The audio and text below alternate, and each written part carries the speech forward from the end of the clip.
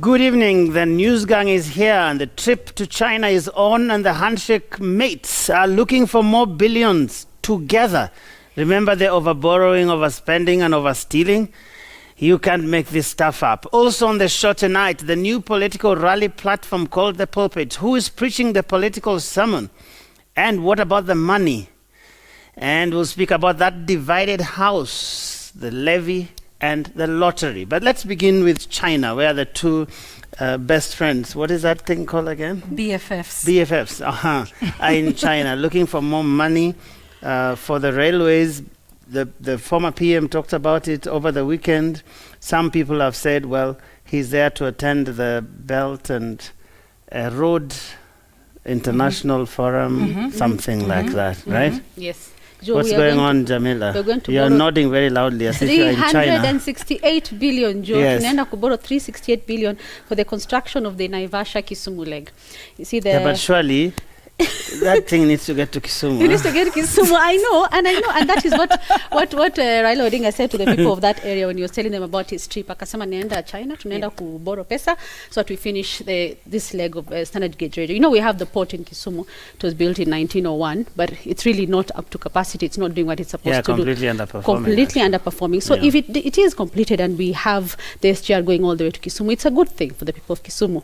But also, how much is it costing us? Now, if you look at how much so far e-project SGR has costed us about 845 billion.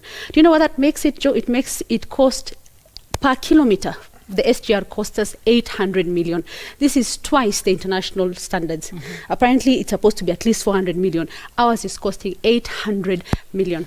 Now, we have a phase 2C, which should take us all the way to Malaba. If we do end up having that, we'll spend over 900 billion on this. And with interest and all those things, we'll be spending about $1 trillion. And this is the amount of money that the KRA tries to collect from Kenyans per year. So we'll be spending about $1 trillion if we do this all the way to Malaba. It's a good thing, but I think it's just too expensive. We can't afford it.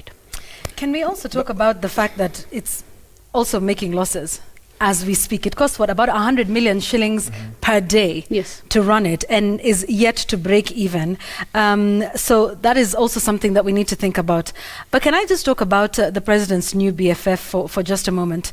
In 2016, as you said, Joe, at the beginning. Unless you mean the former prime minister, just to be sure. The former prime minister. There are many BFFs in this world. Oh, there are many. In this world. But right now, the president's only BFF. Okay, fair enough. If you insist. So what about And I do. He talked about overborrowing, overspending, and overstealing. And in 2016, he had 5 demands that he made to the president. He talked about convening a national public debt conference to come up with ways of controlling the public debt. He wanted full disclosure on the amounts borrowed, what they were being used for, how we're doing the payments, and a re-evaluation of the government's priorities. He said this, I want to quote, "Jubilee is pursuing a weird and pedestrian policy where the deeper we have gotten into debt, the more we have borrowed. We're increasing public borrowing. It has become unsustainable and also unconstitutional."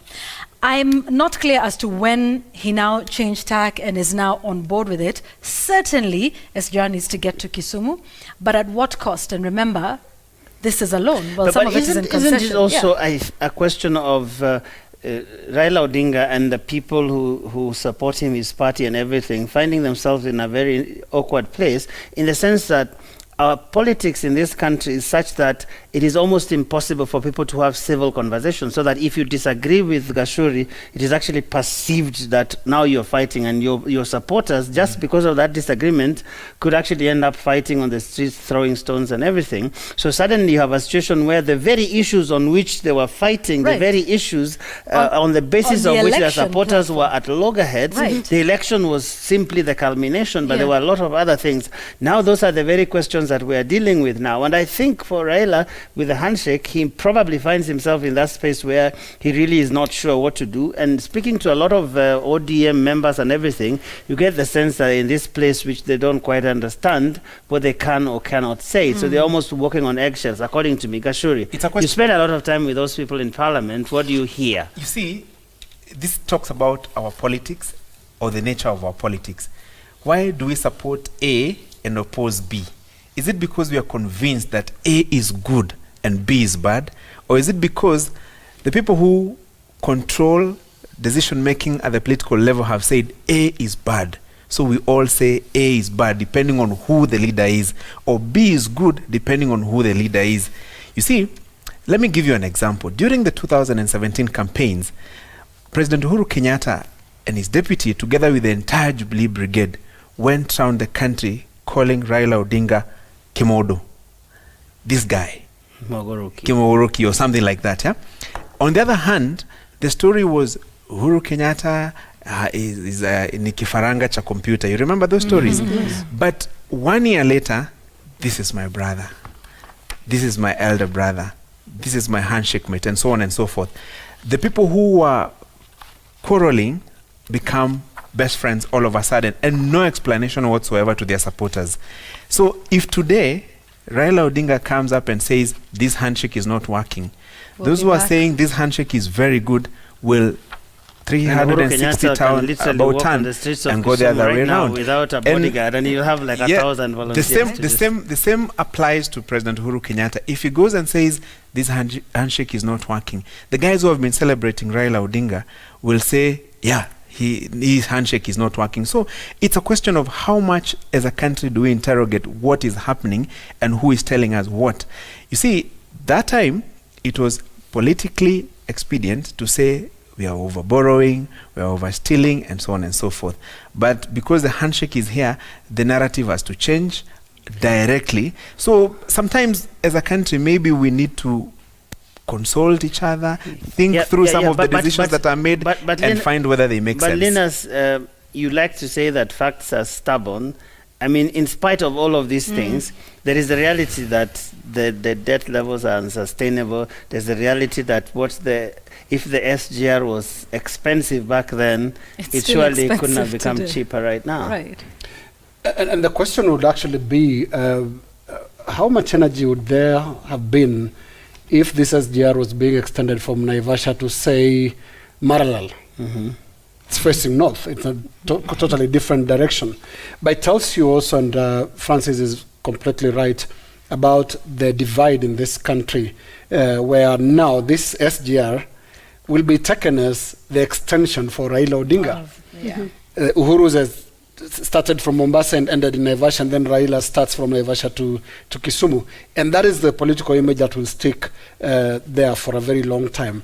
But talking of Uhuru Kenyatta and Raila Odinga, we're talking of Genesis 19. That's where they are. We equate politics to marriage a lot of times in this country. We draw analogies of how marriage is related to politics. This is what has happened. On 9th March, these two gentlemen, Uhuru Kenyatta and Raila Odinga, went to the altar somewhere in Harambee House, for better or worse. Raila cannot turn back, even on the things he may not totally agree with, like the national debt. Deep down, and I mean, Yvonne has read out where he stood. Those things have not changed. Our debt situation has just gotten worse. I'm sure he disagrees in his conscience. But look, he can't turn back, because he'll become a pillar of stone, politically speaking. Lot's wife, if it does attempt to turn back on the handshake, that will be politically quite suicidal. So he has to walk all the way with Uhuru Kenyatta. Same to Uhuru. Uhuru cannot really turn back on the handshake as well.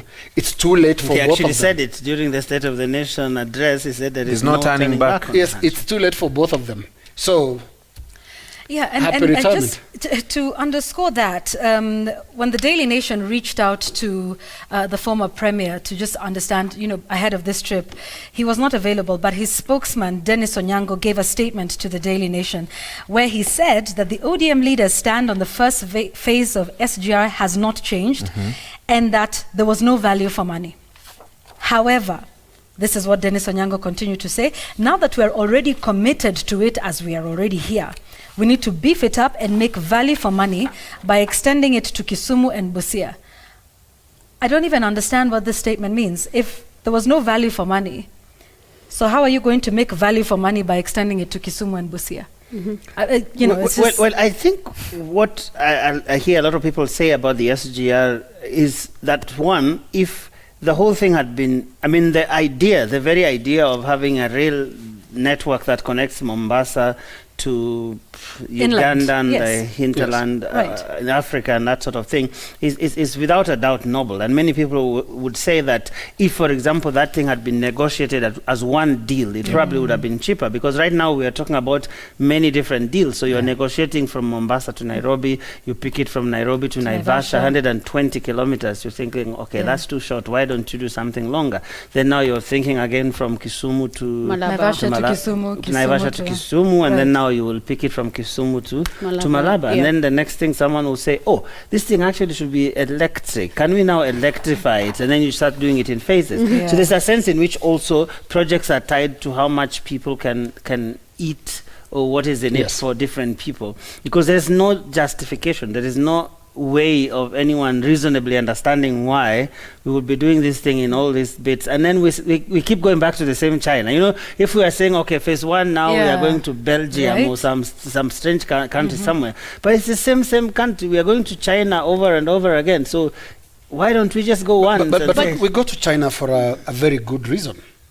There are people who avoid going to regular banks for their loans. You go to a Shylock, you go to somebody who can avail it Chop, with, chop. with what? You leave your title deed or driving license logbook. or your logbook, you know, such small collateral. And that is what China has been. And you see a lot of African countries, including ours. President Kenyatta spoke in December and said that China meets Kenya at the point of need. The conditions are favorable. It's easy to get these loans. And I think that's the reason we had so to- why- I was you are speaking saying about- why China? Yeah, Yes. because I was speaking about China. Today it came out, the Parliamentary Budget Office released a document that was presented in Parliament to the Budget and Appropriations Committee. And in fact, it was one of the stories we had in the bulletin saying that 8 state bodies may be lost if if government defaults in repayment of about 147 billion shillings in external debt. That is as December 2018. These government bodies are from Kenya Airways, which is 76 billion, Kenya Ports Authority 33 billion, Kenya Power 14 billion, Kenya Electricity Generating Company KEGEN 10 billion, Kenya Broadcasting KBC 6.9, Kenya Railways Even 4.59. Yes. And now these loans are the huge percentage of it are from China and the World Bank's International Development Association, which is 64% and 71% of this. And this shows you that it increased compared to 2017 December. The amount was at 133.7. Now it's 147.7 billion shillings, the amount of money that we are in default at Jalipa Haya Madeni. But that's just this. But now when you look at now, you spoke about the president and his association with Raila and how bromance and they're together. As it stands now, the president has been associated with projects that people don't like. For instance, the Huduma number, the housing levy. It's being forced down people's throats. Basically that, because you look at the anger on Well, social there are media. 15 million people have registered. Have Probably controversial projects that people are arguing about. Yes, people, and in fact, today I think it was the government spokesman spoke in the morning Yes. on Daybreak, and Yes. he said the consequences of not registering for Huduma were dire. If you don't Yes. register, mambo yako itakuwa mbaya. And now this, we were talking about even last week, forcing people, kuwalazimisha that you have to do this. People saying, I didn't tell you I wanted a house, maybe I want something else, but you're being told lazima ujisajili and all that.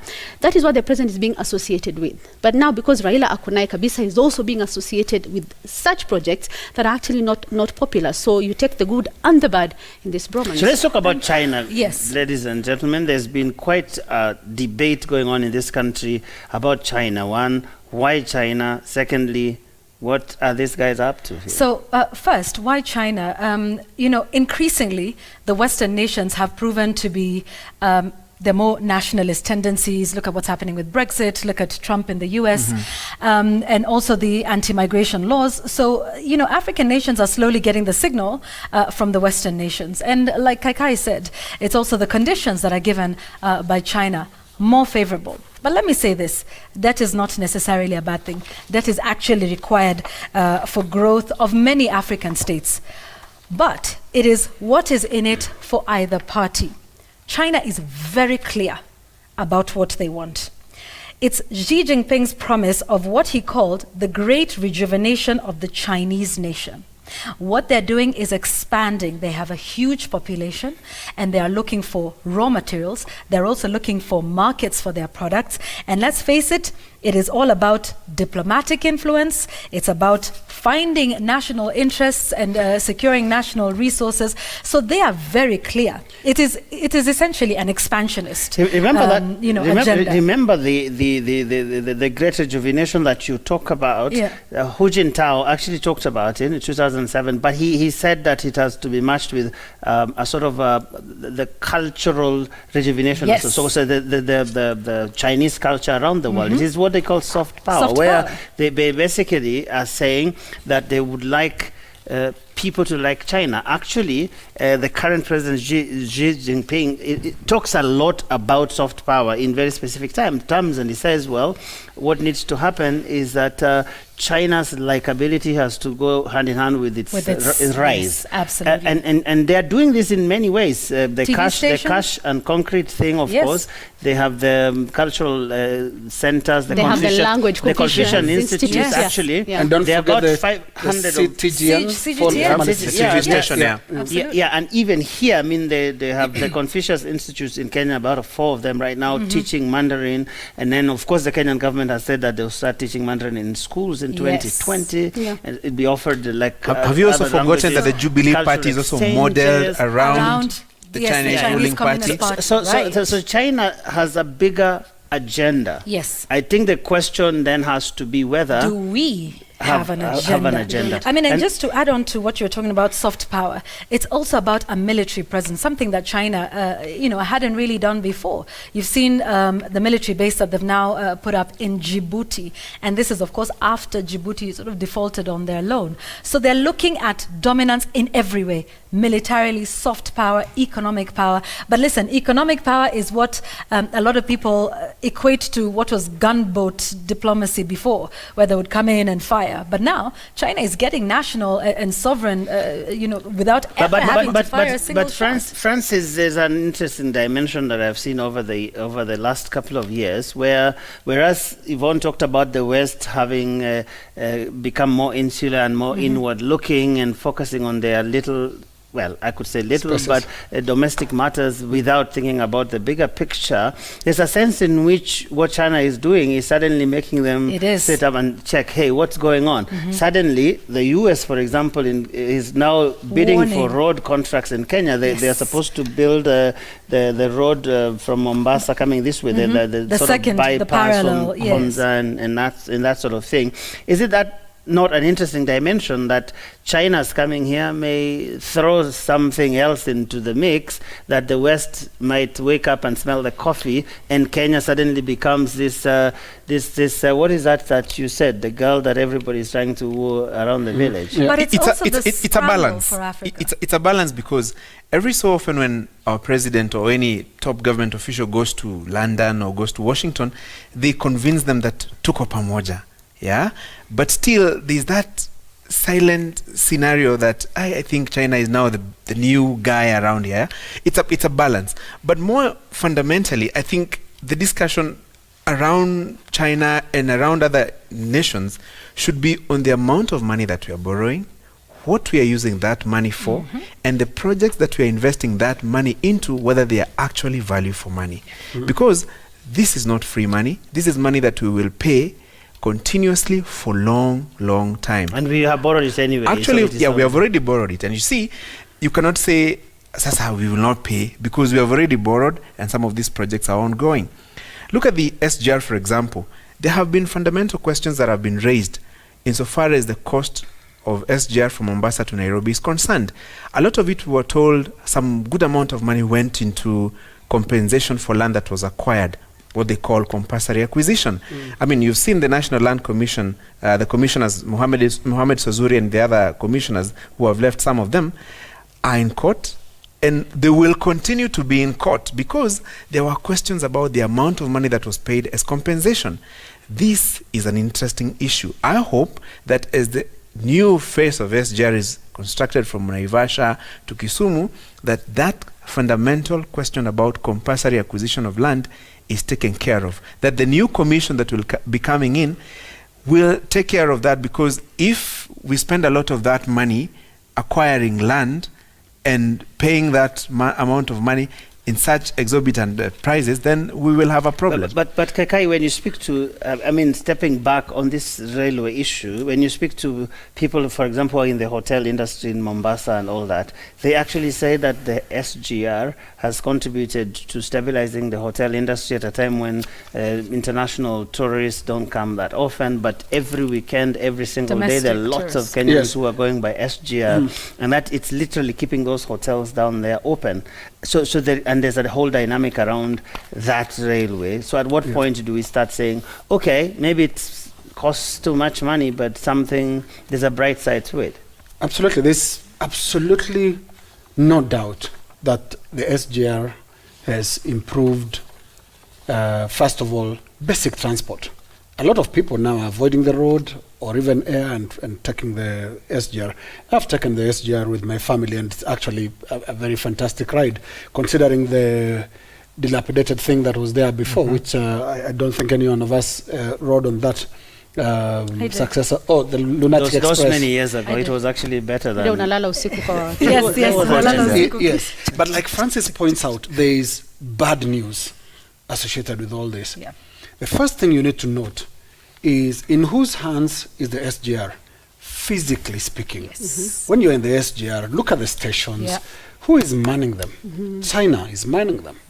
Who are the officials, who are the engineers that come in there? And except for the basic front office staff, the rest are really Chinese. There is a real risk here. And last year there was talk of the takeover of Mombasa Port, over 227 billion debt. I hope we all remember that. Yeah. The president came out and said, no, there is no such fear. But look, it can be denied, but facts are facts. Where are our loans from? They come from the Exim Bank. Now, our relationship with that bank is exactly the same kind of relationship an individual can have with a bank. You've borrowed the money, you go there as an individual. Yeah. So Kenya is an individual, it's a person who owes this amount of money. Is there a risk of taking over some of the facilities? Yes, a very, very high risk. Let's not forget the story of the Sri Lankan port that was taken over. Yes, it was taken over by China. It still runs it because Sri Lanka could not repay the debt. Now, you will continue seeing the Chinese manning the SGR until we pay the final last coin. So, SGR will be a very, very good facility, fantastic, but let's not forget, it's Chinese owned, Chinese operated. We can't call it ours. But the next, and it's run, and they're supposed to run it for the next 10 years until they get their money and leave. But the rate at which we are making losses right now, it is, yes. And just also talking about the Mombasa port, I know I've said this before, and I will continue to say it until the president responds to our colleague Mark Masai's question on whether our port is safe. The freedom to access of information, I know Nation Media Group has written and made a formal request for this deal and whether our port is safe. We have not yet received that. That being said, Kenya is also rushing for debt to China because China is using, debt obviously to exert influence. What are they doing? They're throwing money at Ethiopia. And Ethiopia, we know, has surpassed us in some of these at Mozambique. So Kenya is feeling if we're left out, then we will see development in our across our neighbors. But let me just end by saying this. Debt is not bad. Debt from China is not a bad thing. We need to solve our internal issues. The issue of corruption, the issue of value for money, the issue of prioritizing which projects will fast track us and be value for money and start to pay that back, and also whether the debt is sustainable. KRA is year on year missing its targets. And for heaven's sake, the government needs to find creative ways, in fact, Treasury, of raising revenue. It cannot be from taxes alone and from 3 million people who are in the formal sector. Register those in the informal sector, give them services, they will pay their taxes just like that. Make the people richer, they will pay higher taxes, and therefore you're able to pay the debt and it's value. You talk about our own internal issues, Yvonne, and you spoke about losses. Yes. The SGR is making losses, and you said it. Yeah. Because last year, SGR operations posted 10 billion in losses, despite costing the taxpayer at least 12 billion. Yeah. It cost about $1 billion a month to run the line between Nairobi and Mombasa. That's just that. Yes. Number two, you talk about priorities. What is more important to us as a country? We are facing starvation, we are facing drought, we have issues with our medical, we don't have dawa hospitali, we have people who don't get treatment, you have stories of people being detained in hospital because of not paying bills, you have people saying I have an NHIF card but I cannot get services that I need. We have all these issues, cost of living going up. What are our priorities as a country? Do we really have to go borrow money to finish the SGR, or there are more important things that we can use the money for? My argument is borrowing is not bad. Actually, even at a personal level, it is important to borrow some money to do development, build a house, buy a car, and so on and so forth. The question is what you do to how you spend that money that you borrow. Look, statistics, and this explains why very many Kenyans are apprehensive every time they see our president talking to China or going to any place. Because if currently we're talking about 5.4 trillion shillings in debt, and bad news is that by 2022, it is estimated that we will have borrowed up to a tune of 7.17 trillion shillings. We're spending close to 1 trillion shillings in debt repayment every year. That amount of money is going to increase. In fact, for a country that has a budget of 3 trillion shillings, if you're spending 1 trillion shillings to pay debts and 1.5 trillion shillings for recurrent expenditure, how much money are you left with for development? 500 billion. And we have to take a break. Yeah, we need to take a break. And then we go to... All right, we have to take a break. We'll be back with more. We'll be right yes, back. Anthony Kangede says, call it handshake of loans ama handshake ya maroni. Yeah. Yeah, amesema hivyo. Okay.